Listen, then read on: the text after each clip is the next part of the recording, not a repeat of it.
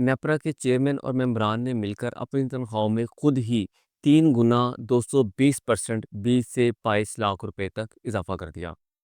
ये इजाफा इन्होंने रेगुलेटरी अलाउंस और एडहॉक रिलीफ की मद में किया। साबिक चेयरमैन नेफ्रा तौसीफ एच फारूकी अगस्त 2023 के मुताबिक उनकी सैलरी 7,90,000 रुपये थी और जो नेपरा के मेंबर्स थे उनकी तनख्वाह 7,40,000 रुपये थी। अब चूंकि चेयरमैन नेपरा ने और मेंबरान ने मिलकर खुद ही फैसला किया और अपनी सैलरीज में खुद ही इजाफा किया और अब उनकी सैलरी 20 से 22 लाख रुपए इजाफे के साथ 32 लाख रुपए से जायद चेयरमैन नेपरा की तनख्वाह और इसी तरह मेंबरान की तनख्वाह 29 लाख रुपए से ज़ायद हो गई। अब ये इजाफ़ा बिल्कुल गैर कानूनी था क्योंकि ये इजाफ़ा सिर्फ़ गवर्नमेंट ऑफ पाकिस्तान कर सकती थी या जो कैबिनेट मेंबर्स मिनिस्टर्स वगैरह कर सकते थे। इन्होंने कानून को बाईपास किया, मिनिस्टर्स को बाईपास किया और खुद ही इन्होंने मिनिस्टर्स और प्राइम मिनिस्टर बनकर इन्होंने अपनी तनख्वाहों में खुद ही इजाफ़ा कर दिया, जिस पर गवर्नमेंट ऑफ पाकिस्तान ने इस पर नोटिस लिया और अब तक ये मामला अंडर कंसिडरेशन है।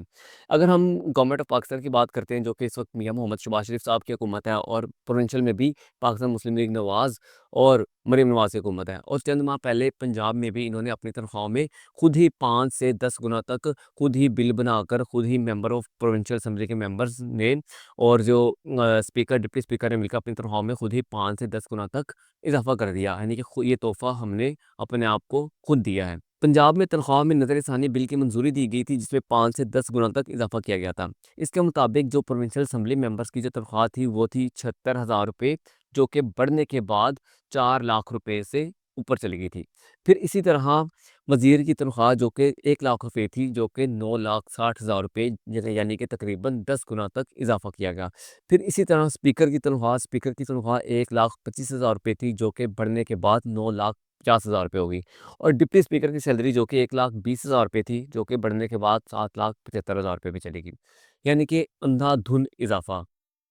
सबसे पहले अगर हम इस मामले को देखते हैं, सबसे एनालिसिस करते हैं, सबसे पहले हम पहले वाले मामले का एनालिसिस करते हैं। पहले वाले मामले में जिसमें चेयरमैन नेपरा ने और मेंबरान ने मिलकर गैर कानूनी तौर पर अपनी सैलरीज़ में इज़ाफ़ा किया, तो इस पर कोई एक्शन अब तक नहीं हो सका। ऑल्दो कि मामला अंडर कंसिडरेशन है, जो कि इसमें बिल्कुल ही चेयरमैन नेपरा की बदनीयती ज़ाहिर हो रही है। इस पर अब तक कानून खामोश है और अब तक वो काम कर रहे हैं, जो कि अब तक और मुस्तकबिल में भी कानून खामोश रहता हुआ ही नज़र आ रहा है। दूसरी जानिब अगर हम आते हैं पंजाब असम्बली के मेंबरान की तनख्वाह, तो उसको तो सबसे पहले 76,000 रुपये को कौन जस्टिफ़ाई करता है?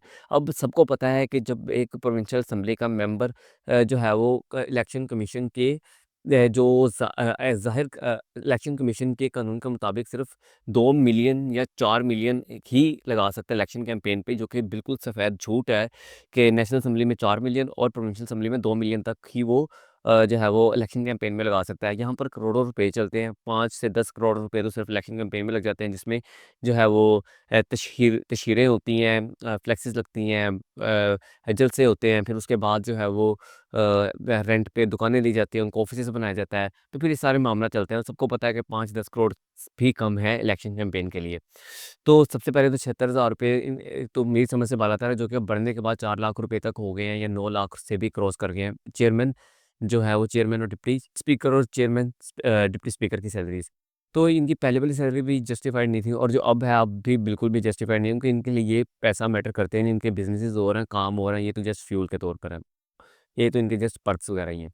दूसरी जानिब अगर हम देखते हैं अवाम की सैलरी, अवाम पे को देखते हैं, तो अवाम की अगर हम सैलरी से इंक्रीज़ की बात करें तो बड़ी मुश्किल से 10 से 20% तक आम कंपनी में इज़ाफ़ा होता है इंक्रीमेंट के तौर पर। जबकि इनका इज़ाफ़ा जो है वो आप देखिए टन्स हो रहा है, 5 गुना, 10 गुना तक इनका इज़ाफ़ा हो रहा है, 3 गुना तक इज़ाफ़ा हो रहा है, जो कि ना समझ से बाला-तर है। और आम पब्लिक में भी अगर हम सैलरी की बात करें, 37,000 रुपए सैलरी इस वक़्त चल रही है, जो कि आम अवाम को वो भी नसीब में नहीं है। शुक्रिया।